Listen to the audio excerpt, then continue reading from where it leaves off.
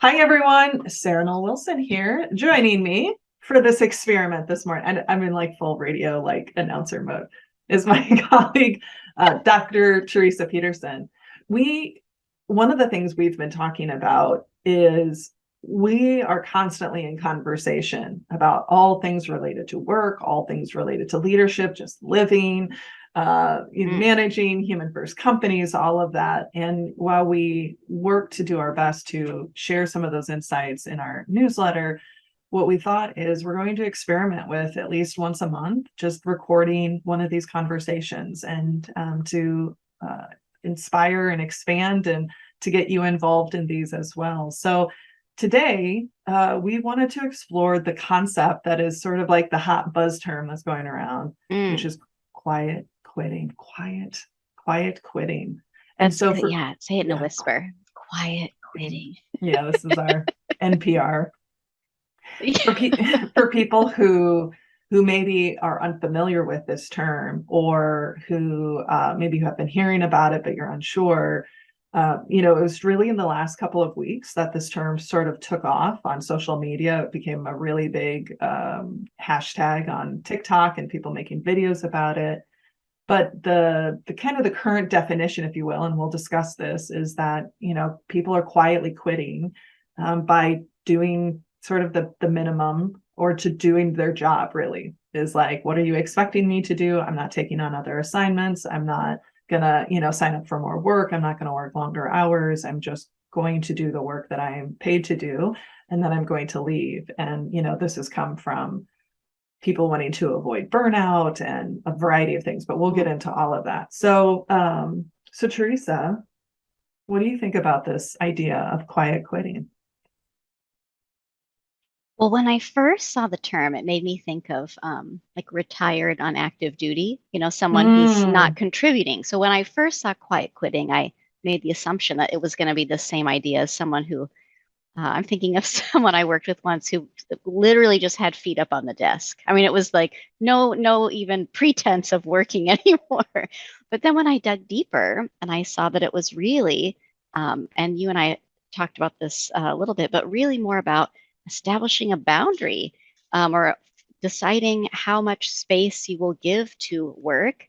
I wasn't sure that the phrase quiet quitting was appropriate.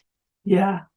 I no, I'm struggling with that phrase because I feel like it uh again it almost feels like it could be vindictive or passive Mm, aggressive, mm. or sabotaging, right? Like your Yeah, team members are saying, well, I'm just going to quietly quit. And it's like, well, but right. that's not actually it. Mm, What fundamentally is happening, and what we've been seeing, and not just through the I mean, certainly that got accelerated through the pandemic, mm, um, is, how I think of it, is a decentralization of work from our lives and a mm, decentralization of work from our identity. mm.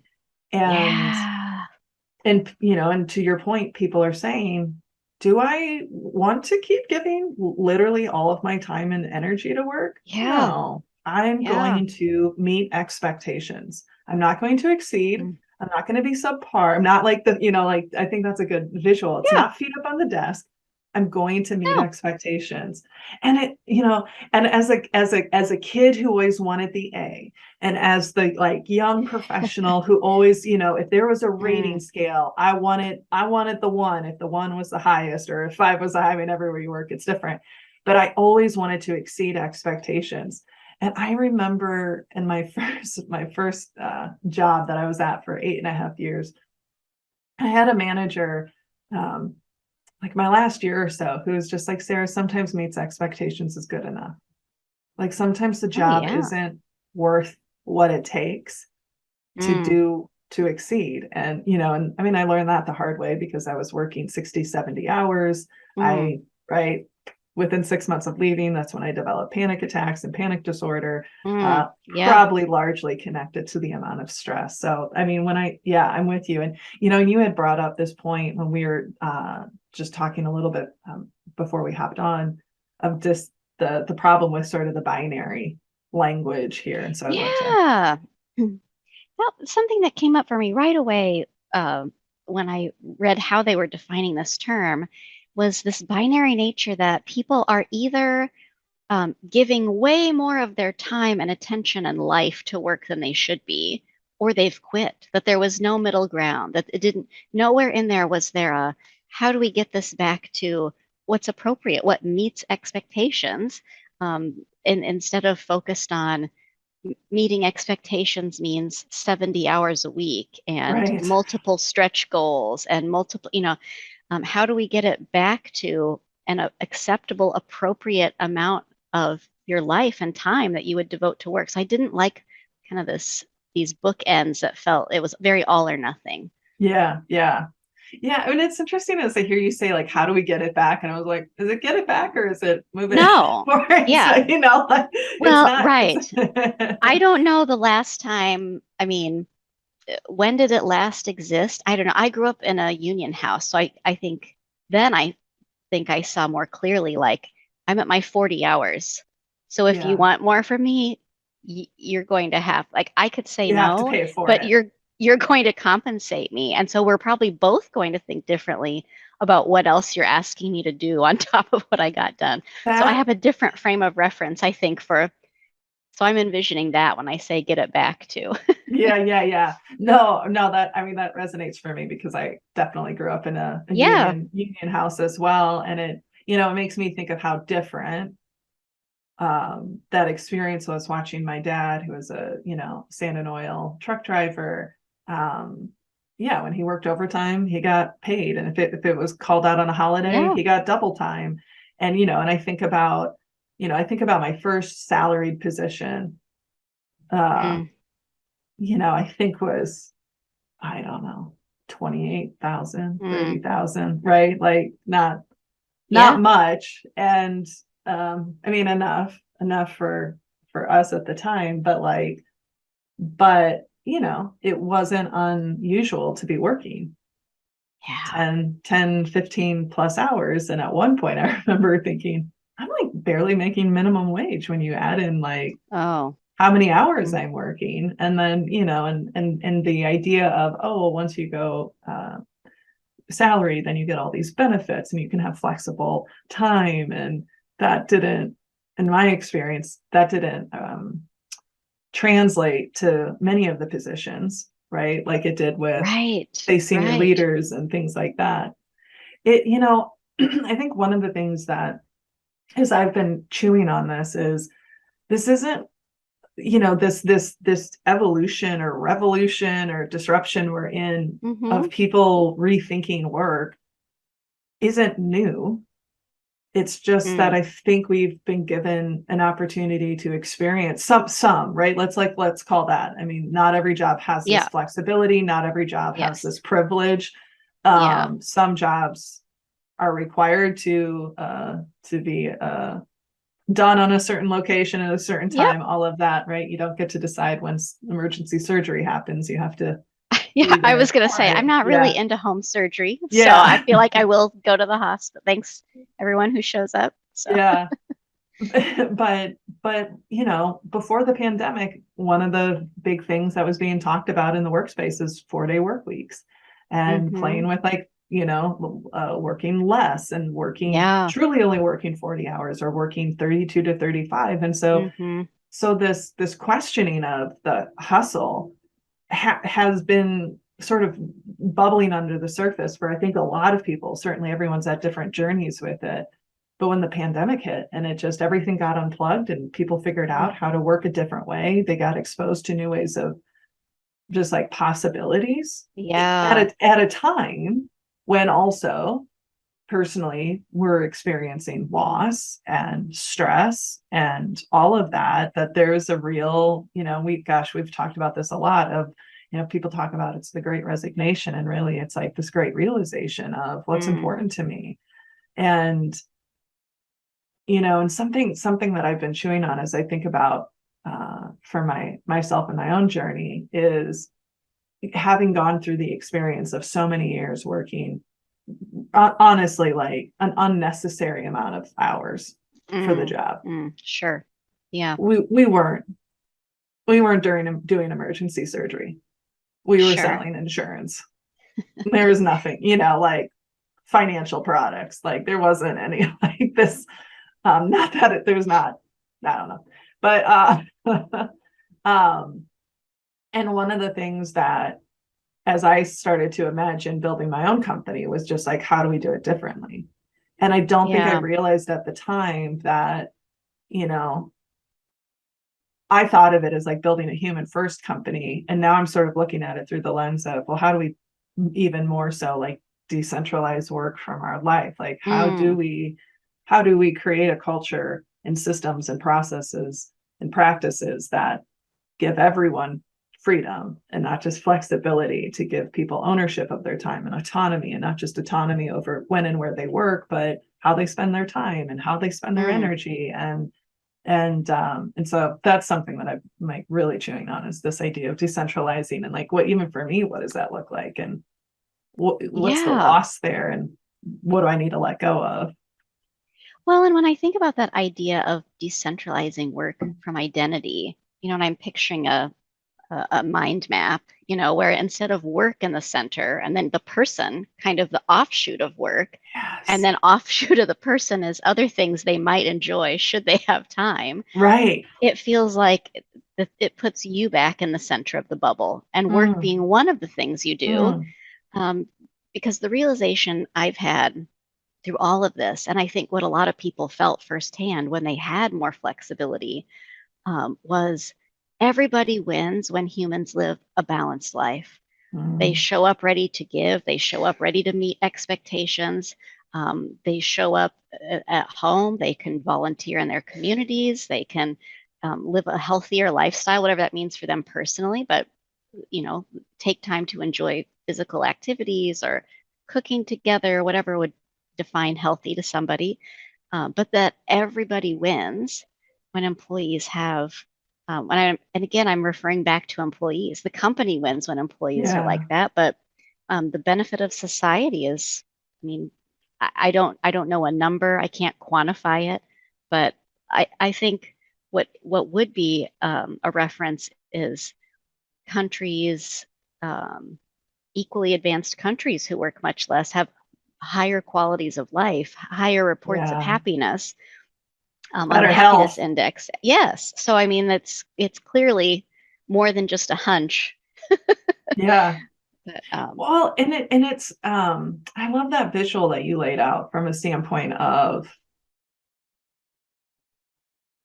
I mean, when you think about how much of your life is spent mm, working, yeah, depending on your situation, again, yeah, I go back to when I, was working easily 10 to 12-hour days, 5 days a mm, week, and then yeah, almost always working on the weekends. And now, no, I mean, are there weeks now owning a business? Certainly, but it's also it's different, right? Because it's work I'm really passionate about. I still have the yeah, total autonomy of how I do it. yeah, I still have to put guardrails on it for myself, to make sure that I'm not being stretched to the limit, or you all are feeling like you have to, be at that pace as well. But yeah, I mean, it's the whole, you go to, the expectation is go to school, get married, get a job. And like, and that's the thing that, I mean, sometimes I say this jokingly, but sort of not, of like, what would be possible if, the week was more split, even if it mm, was, like four-day work weeks, or 3.5 day, just split it in half. yeah, yeah, What would be possible? Um and I think it's really difficult because we've never been given the opportunity to fully experiment, because it would be so disruptive. But I don't know, we've just been given this time to really try different things, because and one thing I want to say to all of this, and this is my kind of train of thought, is a lot of the articles that I've been reading about the whole quiet quitting and have to do with mitigating burnout. mm, And it's bigger than that. mm, I mean, burnout is a consequence of working so much. So it's like, to me, that's like, I mean, the lowest level. It's you know Right. what I mean, like it's being able to live to your point, like a full life, to be able to Yeah. build the relationships with the people that I want to build relationships with, to be able to spend the time how I want to spend the time, instead of um instead of being locked in to such a chunk of time. Sorry, my COVID brain is coming into play. I can tell I've Mm. lost my train of thought there. It's something that came up for me as you were talking too is the I suspect there's a huge difference between uh, the employer labeling it quiet quitting and what the employee feels is happening, Mm, right? And mm, so mm. I can't help but think that the the space between those ideas is going to cause more issues, more disruption when you feel like I'm actually trying to live a healthy, balanced life Yeah, where I can still come here and give you my best, but it's my best within these healthy parameters. yeah, And you think I've quit.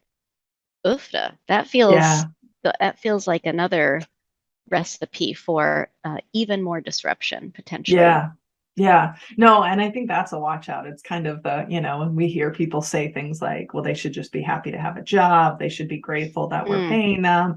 And and let's be real, like things like that are said or thought a lot. We are in rooms where Oh those yeah. are said. We hear this fairly regularly.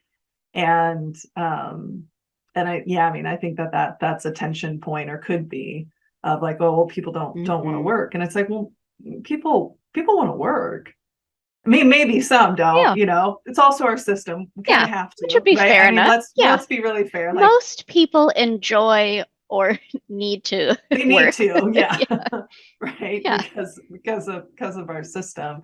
And yeah, and I mean, and it there is real loss, right, for, I think, people who kind of had to work their way up, right? Like, I Mm. had to sacrifice, therefore you need to sacrifice. I had to give Mm. up time with my family, therefore you need to give up time with your family. I've earned, because let's be very honest, that the autonomy that people are experiencing right now, those who have access to more flexibility in their work, like working from home and being able to, like, Hmm. go for a walk, or maybe leave early in afternoon, or take care of their kids, or go to their school, those privileges, if you will, the senior leaders always had those.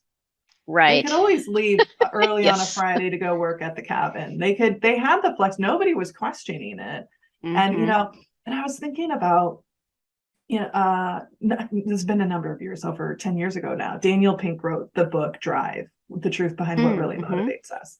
And basically what he synthesized from lots of other people's research is, people want purpose, mastery, autonomy, and purpose, you Mm. know? Yeah. And those all feel very accurate and true. The thing that gives me pause now is that when we talk about autonomy, it isn't just Mm. autonomy in, like, what you do and how you do it, like when and where you work, but it's autonomy in how you live your life.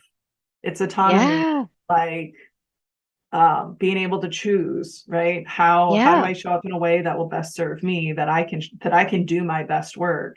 And I think that's really sticking with me right now, is we're in a time where people are reclaiming autonomy, or they're having the space to actually be autonomous, for Yeah. some, right, in a way that maybe they weren't before. And and what's possible with that. The other thing is, we know that on average, we're really productive only about 4.5 hours out of the day. Right. Like, Right. I mean, all the research shows that our Right. productivity is actually Yep. quite limited, and it isn't Yeah. 40 hours. No. No. I think that's such a beautiful point. And I I think the thing I love the most about it is that the companies or the individuals who tell you they are the most data driven conveniently ignore the fact that humans cannot attend to detailed tasks or creative tasks for that amount of time. So that's my favorite human contradiction in that. Yeah, yeah. Yeah, right. I mean, it just isn't. Yeah, it's just not. I mean, like they're just things we know. And and one thing that I that people talk about is, and there are some real side effects or Mm. consequences with this shift to remote and hybrid. And Hmm. we can do a whole nother conversation just on that and how those are playing out. But is the um loneliness, right? Sure. The lack of interaction. And when work is the main bubble, Mm. it and I want to speak more like from a Western American culture of like rugged individualism. If we think about decentralizing work from our lives, and again, not that doesn't mean we aren't showing up, we aren't contributing, we're Mm. just reimagining and resetting. Then we get to focus on like, well, who do I want to be in community with? Who do I Yeah. and so there's an element of almost having to because for so many, and I put myself in this bucket, you know, is the people you spend the time with is work. So that's who you have relationships with. Like, are those Right. the people I really want to have the relationships with? Is that Right. who I want to? And, I think about our evolution and especially over the last year and a half, 2 years, um, how much my relationships with my family has shifted because I've just had Mm. more time to Sure. connect with them. I've had more time to spend with my parents. I've been able to go and work remotely from Dubuque and, and Yeah. exist with them for a week at a time. Or, my mom isn't calling and apologizing for interrupting my work day anymore. And like, that's who I want to. Right. So I understand the short-term side effect or consequence of some of this, like when we think about shifting work from being the main priority of our life, if there's going to Yeah. be some like figuring out of, well, what do I want to invest that energy in? Who do I want to commit to? What do I want to be involved in? And so it's not like this just lever, like, oh, I'm not at work as much, or I'm working less hours, Right. or whatever. Therefore, I'm with my family. It's like, no, that's a whole new habit that we need to build because so much of our culture is work first, Mm. and in some cases, sort of work only. I that's a lot to chew on. And what it was making me think of was I think when work becomes decentralized, when it becomes one of our bubbles, then we have a different expectation of relationships at work. I mean, if I'm going to be there 60 plus hours a week, eating multiple meals, sharing a space, I really need to like those people, and we probably need to um, enjoy each other's company beyond just how the work gets done. Mm, And when my life can be broader, when I have time for the friends I have, some of them may be from work, but they don't have to be at work now yeah. because I can connect with anyone who I want to, right? And so I think it gives a different focus to work relationships that trust, getting to the task, or ideation, or what, we could go on and on, but what a beautiful, almost like stress relief of expectations of work relationships. Mm, mm, Like I have several male friends who, not since the pandemic have they referred to their work wife. I mean, maybe right. you don't need a work mom or a work wife if you can live a more balanced That's a life where really you can great, see great point. the Your people in. actual wife, Yeah. your actual spouse, your actual husband. Yeah, yeah. And again, I have people I have worked with and do work with who I genuinely love dearly. And so that's not diminishing that, but Hmm. it's there's a lightening, a not lightning, but lightening Yeah, that can occur when you're not putting all your eggs in that basket. yeah, You're living a full life. yeah, yeah, yeah. It's an interesting. I'm just thinking about because it's been so long since I've been in corporate, Yeah. but I was like, yeah, no, totally had the work spouse of like, yep, here's the Yeah. like person I spend all the time with. And I literally packed lunch for him when I packed my own lunch. shit. 30% of the time, because I knew we had, this was working in high school, and you started early, and it was like on a Friday with game night. And so I would know I would be gone from like 6:30 in the morning till 11 at night when the varsity game ended. And so like no one asked me to pack his Yeah, lunch, yeah, yeah, but I yeah, was just like, we've got a long day. Like yeah, we're, because when you're like, and I suspect this could be true for um, a different mindset when you know you're going to be together for that amount of time. That isn't bad, but like I went into the day knowing we were going to be together 15 plus hours. So like yeah, we had to take care of each other differently to survive than how we might if we had a more regular work schedule where we could go home and eat with our families. And yeah. so, you know, it's not apples to apples, but um, but yeah, in fact, I completely forgot about that. And I mean, I really like the guy still. So it's not, Sure. you know, and Yeah, food is my love language, yeah, just so we're yeah, clear. So it yeah. No, wasn't I like a stretch, know. but yeah, I mean, that was for sure.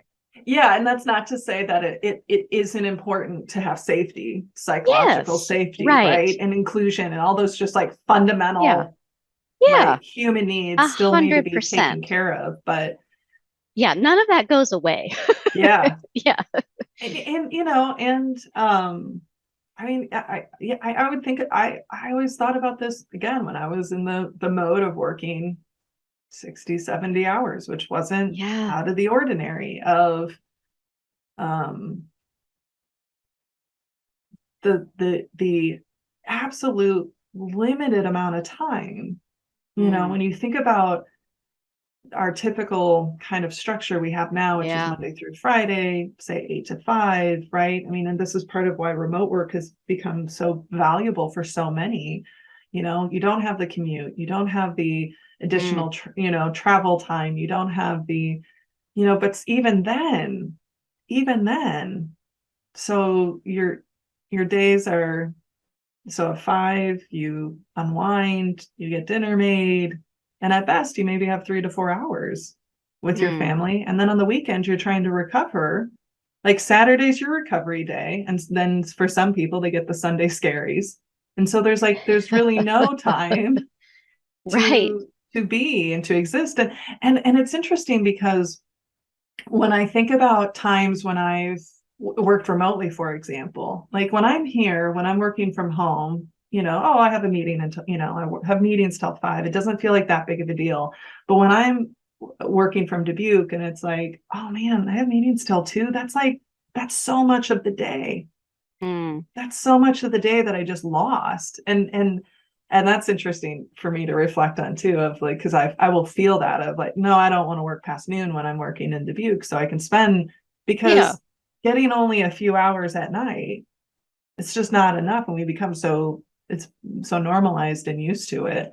Again, that we don't even question it. And to be clear, there obviously I own a company and we support organizations, Yeah. and it's not to say that, I mean, would I love to reimagine a whole different society that's maybe not built on a capitalist foundation? Maybe, yeah. But that's not the system we're playing in. So Sure. how do we work within the container we have to make it just work better for more people? Yeah. Final thoughts, Teresa, as we wind up. I want to be thoughtful of our time. Final thoughts. Or questions that people could be reflecting on, or just anything.